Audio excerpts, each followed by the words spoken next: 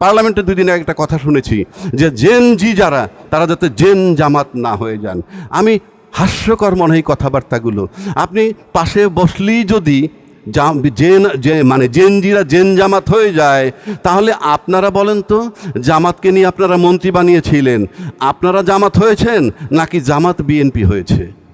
আবার যখন 3 দলীয় জোটের রূপরেখা মোতাবেক আওয়ামী লীগ জামাতকে নিয়ে আন্দোলন করেছে, জামাত আওয়ামী লীগ হয়েছে না আওয়ামী লীগ জামাত হয়েছে?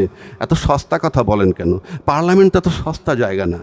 3 নম্বর হইল, আপনারা যে প্রতিশ্রুতি দিছিলেন নির্বাচনের আগে, গণভোট ইত্যাদি ইত্যাদি সব কিছু মেনে নিয়ে, এই যে প্রতিশ্রুতি ভঙ্গ করলেন, আমি স্পিকারের দৃষ্টি আকর্ষণ করতে চাই, এই প্রতিশ্রুতি ভঙ্গার জন্য আপনারা কি কোনো কৈফিয়ত তলব করতে পারেন না?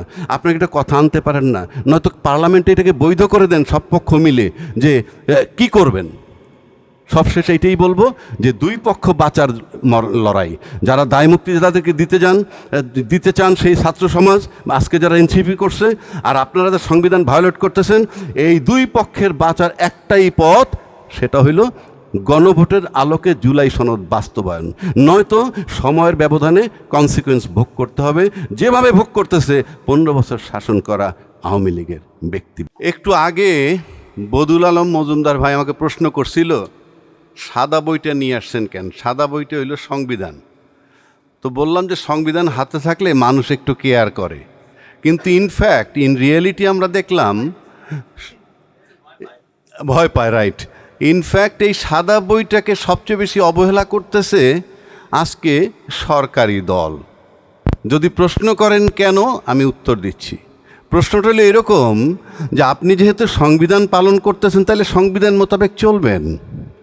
যেই কথাটা পার্লামেন্টে রিপিট হয়েছে যে 4-এর ক মোতাবেক অফিস আদালত সর্বত্র শেখ মুজিবুর রহমান সাহেবের ছবি ঝোলার কথা, এবং 6ষ্ঠ তফসিল মোতাবেক স্বাধীনতার ঘোষক শেখ মুজিবুর রহমান, উনি বললেন যে সেই জন্যই তো আমরা সংশোধনটা চাই। তার মানে সংশোধন করে বাতিল করবেন। আই ডু অ্যাডমিট আপনি সংশোধন করে বাতিল করবেন, কিন্তু আপনার জানা উচিত, যেহেতু আপনি আইনের টিচার, অলরেডি এখানে তুষার বলে গেছে যে উনি আমাদের সবার স্যার, তো উনি যেহেতু আইনের শিক্ষক, ওনাকে জানতে হবে যে ফৌজদারি অপরাধের কোনো তামাদি হয় না। আমরা ভয়াবহ সংকটের মুখোমুখি। আমরা আন্তর্জাতিকভাবে এখন যা ঘটছে মধ্যপ্রাচ্যে, একটা ভয়াবহ পরিস্থিতির দিকে আমরা অগ্রসর হচ্ছি, এবং এটা কিন্তু আমাদের সৃষ্টি নয়, কিন্তু এটার ভোগান্তি কিন্তু আমাদেরকে সহ্য করতে হবে, এবং এটাকে আমাদেরকে মোকাবিলা করতে হবে, এটার থেকে উত্তরণ ঘটাতে হবে। এদেশের মানুষের যদি কল্যাণ নিশ্চিত করতে হয়, তাহলে আমাদেরকে এ ব্যাপারে কার্যকর ব্যবস্থা নিতে হবে। এটা হলো এই সমস্যা বাইরে থেকে সৃষ্টি, কিন্তু আমরা নিজেরা কিছু সমস্যা সৃষ্টি করছি যেগুলো অপ্রয়োজনীয়, অহেতুক, এবং যেই সমস্যাগুলো সম্পর্কে বলা হয়েছে। একটা সমস্যা তো যে আমাদের যে জুলাই জাতীয় সনদ, এবং তার থেকে যে তার একটা অংশ নিয়ে যে গণভোট হলো, যেটা জনগণ অনুমোদন করেছে, এবং যেটা শেষ কথা হওয়ার কথা, এবং যেটা অক্ষরে অক্ষরে বাস্তবায়ন করার কথা বলা হয়েছে, যেটা পরিপূর্ণভাবে বাস্তবায়ন করার কথা বলা হয়েছে, সেটা নিয়ে গড়িমসি করা হচ্ছে, এবং কতগুলো খোঁড়া যুক্তি দিচ্ছে। যেমন একটা যুক্তি দিচ্ছে এটা সংবিধানে নাই। তো আমরা একটু নিকট অতীত নয়, অবশ্য এখানে যারা আছে তাদের জন্য অনেক অতীত, যে আমরা যদি 1990 সালের দিকে তাকাই, যে বিচারপতি শাহাবুদ্দিন সাহেব যে তত্ত্বাবধায়ক সরকারের প্রধান হয়েছিলেন, সেটা কোন সংবিধানে ছিল, এবং তিনি যে আবার ফেরত গেলেন, ওটাই বা কোন সংবিধানে ছিল? এটার জন্য কি কোনো ঐক্যমত্য ছিল? হ্যাঁ, ঐক্যমত্য ছিল কয়েকটা দলের মধ্যে। তখন কিন্তু এই যে জাতীয় পার্টির এই ঐক্যমত্যের মধ্যে ছিল না। জাতীয় পার্টি তখন কিন্তু গুরুত্বপূর্ণ দল ছিল। তো এই কয়েকটা দলের মধ্যে 3 জোটের রূপরেখা, এটা ঐক্যমত্য হয়েছে, তার ভিত্তিতে আনা হয়েছে, এবং ওই 3 জোটের রূপরেখা কিন্তু আমি যতটুকু জানি এটা স্বাক্ষরিত ছিল না, কিন্তু এটা হয়ে গিয়েছে। কারণ জনগণের কল্যাণে সবাই মিলে এটা মনে করেছে, রাজনৈতিক দলগুলো, প্রধান রাজনৈতিক দলগুলো মনে করেছে এটা আমাদের জন্য কল্যাণ বয়ে আনবে, আমাদের জন্য একটা গণতান্ত্রিক ডক্ট্রিন অফ নেসেসিটি আমাদের একটা গণতান্ত্রিক রাষ্ট্র প্রতিষ্ঠার ক্ষেত্রে গুরুত্বপূর্ণ ভূমিকা পালন করবে।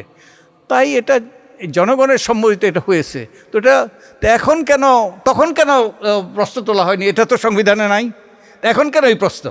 আরেকটা আরেকটা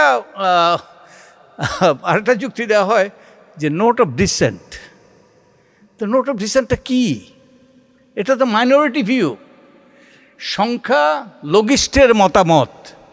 এই যে বিশেষ সংসদীয় কমিটি হয়েছে, 14 জনের সংসদীয় কমিটি হয়েছে, তার মধ্যে 11 জন সরকার দলীয় আর 3 জন হলো বিরোধী দলীয়। তো সিদ্ধান্তটা কীভাবে হয়? সিদ্ধান্তটা তো মেজরিটি সিদ্ধান্ত নিচ্ছে, আমরা মানি আর না মানি। তো এটা তো আমাদের ঐক্যমত্য কমিশনে যে সিদ্ধান্ত হয়েছে সে মেজরিটি ভিউ, আর যেগুলো যেগুলো নোট অফ ডিসেন্ট দেওয়া হয়েছে ওগুলো হলো মাইনরিটি ভিউ, এবং মেজরিটি ভিউটাই গ্রহণযোগ্য, ওটাই সিদ্ধান্ত, ওটা নিয়েই গণভোট হয়েছে, ওটাই জনগণ অনুমোদন করেছে। তো এখন এইসব খোঁড়া যুক্তি আমার কাছে বোধগম্য নয়। এবং তো আরও অনেক কিছু বলার আছে, যে আমি আর ওইগুলো বলবো না, ওটা অনেকেই বলবেন। যেই কথা আমি বলতে চাই জোর দিয়ে, আজকে আমরা যে সংকটের মুখোমুখি, একটা হলো বহির্বিশ্বের সৃষ্ট সংকট, যার ভয়াবহ প্রভাব আমাদের উপর পড়ছে এবং পড়বে, এবং যেই সংকটগুলো আমরা সৃষ্টি করছি, যে গণভোটের রায় নকশ করে দেওয়ার কিংবা এটা নিয়ে টালবাহানা করার, এবং যে অধ্যাদেশগুলো যে সরকারের স্বচ্ছতা জবাবদিহিতা নিশ্চিত করবে এবং মানুষের কল্যাণ বয়ে আনবে, সেগুলো বাতিল করার চেষ্টা করছি কিংবা সেগুলো নিয়ে গড়িবসি করছি। এগুলো আমাদের এই সংকটকে আরও ঘনীভূত করবে। তাই আজকে আমাদের সবচেয়ে দরকার ঐক্য, যে ঐক্যের মাধ্যমে, তোমাদের এই সকলের ঐক্যের মাধ্যমে, আমাদের এই তরুণদের নেতৃত্বে যে এই ঐক্য গড়ে উঠেছিল, সেই ঐক্যের মাধ্যমে আমরা স্বৈরাচারী ব্যবস্থার পতন ঘটিয়েছিলাম। একটা নূতন ভবিষ্যতের কথা আমরা সেদিন চিন্তা করেছিলাম, স্বপ্ন দেখেছিলাম। তো আজকে এটা ভণ্ডুল হতে যাচ্ছে আমাদের মধ্যে যে অনৈক্য এবং অহেতুক অনৈক্য, বিশেষত আমরা যারা নিজেরা সৃষ্টি করছি গণভোট নিয়ে গড়িবসি, এবং একই সাথে এই অধ্যাদেশগুলো বাতিল করার মাধ্যমে। তো আমি একজন বয়োজ্যেষ্ঠ নাগরিক হিসাবে আমি অনুরোধ করতে চাই সরকারের কাছে, সরকার দলীয় সংসদ সদস্যদের কাছে, যারা নীতি নির্ধারক তাদের কাছে, আল্লাহর ওয়াস্তে সৃষ্টিকর্তার দোহাই দিয়ে অনুরোধ করছি, আপনারা এই জাতির মধ্যে ঐক্য সৃষ্টি করার চেষ্টা করুন, অনৈক্য নয়। এই ভয়াবহ মুহূর্তে আজকে আমাদের সবচেয়ে দরকার ঐক্য। যেমনিভাবে আমাদের ঐক্য দরকার ছিল সেই হাসিনাকে বিতাড়নের জন্য, আজকে আমাদের এই ভয়াবহ সংকটগুলোকে দূর করার জন্য আজকে আমাদেরকে আবারও ঐক্য সৃষ্টি করতে হবে, এবং তার মাধ্যমেই কিন্তু আমরা সামনের দিকে এগিয়ে যেতে পারবো এবং আমরা ভালো অবস্থানের দিকে যেতে পারবো। আর তা না হলে কিন্তু আমরা আবারও সেই সংকটের দিকে যাব, এবং যার ভয়াবহ পরিণতি শুধু জনগণকে ভুগতে হবে না, জনগণকে আমরা সবাই ভুগবো এই পরিণতি, এবং ক্ষমতাসীন দল যারা আছে তারাও এর পরিণতি ভুগবে। তো আমি আশা করব যে আমরা ইতিহাস থেকে শিক্ষা গ্রহণ করব। এবং আরেকটা কথা আমি বলছিলাম গতকালকেই, দুটো কথা বলছিলাম। একটা হলো যে এটা কি এই 2/3 সংখ্যাগরিষ্ঠতার অভিশাপ কিনা, দি কার্স অফ দ্য 2/3 মেজরিটি। হ্যাঁ, সংসদীয় স্বৈরতন্ত্র। তারপরে আরেকটা হলো আমরা পুরানো পথে হাঁটছি, এবং পুরানো পথে হেঁটে কিন্তু নূতন গন্তব্যে পৌঁছা যাবে না। তো আমরা কি আসলে পুরানো পথে হাঁটছি নাকি উল্টো দিকে হাঁটছি? উল্টো দিকে হাঁটলে তো আমরা তার ভয়াবহ পরিণতি আমরা এড়াতে পারবো না। তো যেই কথা বলে আমি শেষ করব, আমি এত কিছু সত্ত্বেও আমি আশাবাদী হইতে চাই। কারণ আশাবাদী হওয়ার একটা কারণ হলো যে এখন যেই যা করার চেষ্টা করছে বর্তমান সরকার, মানুষ মেনে নিচ্ছে না। মানুষ সোচ্চার প্রতিবাদ করছে, আমাদের তরুণরা প্রতিবাদ করছে, আপনারা প্রতিবাদ করছেন, অন্যরা সবাই প্রতিবাদ করছে। এটা আমাদের কাছে গ্রহণযোগ্য নয়, এবং এই নিয়ে আমরা সোচ্চার ভূমিকা পালন করছি। তো আমাকে আশাবাদী করে, যেমনিভাবে যেই 5ই আগস্টের আগে ওই যে কোনো বাধা তার রোধে না কো পথ কেবলই সম্মুখে চলে, কোনো বাধা তার রোধে না কো পথ কেবলই সম্মুখে চলে, এইরকম মানসিকতা, এইরকম দৃষ্টিভঙ্গি দিয়ে আমাদের তরুণরা আমাদেরকে নেতৃত্ব দিয়েছে। আমরা তাদের পাশে ছিলাম, তাদের সাথে ছিলাম। আমরা মঞ্জুল মকসদে পৌঁছেছি, সাফল্যে পৌঁছেছি। তো আমি আশা করি যে আমরা এই আমাদের সোচ্চার ভূমিকা রাখবো। আমরা যেখানে আছি, যেই অবস্থায় আছি, আমরা সবাই আমাদের অবস্থান থেকে যে আমরা সোচ্চার ভূমিকা রাখি এবং আমরা প্রতিবাদী হই। আমরা সত্যের পক্ষে, ন্যায়ের পক্ষে, মানুষের অধিকারের পক্ষে এবং একটা জবাবদিহিতামূলক গণতান্ত্রিক রাষ্ট্র প্রতিষ্ঠার পক্ষে। তো আপনাদেরকে সকলকে ধন্যবাদ, আমাকে আমন্ত্রণ জানার জন্য তোমাদেরকে অনেক অনেক ধন্যবাদ।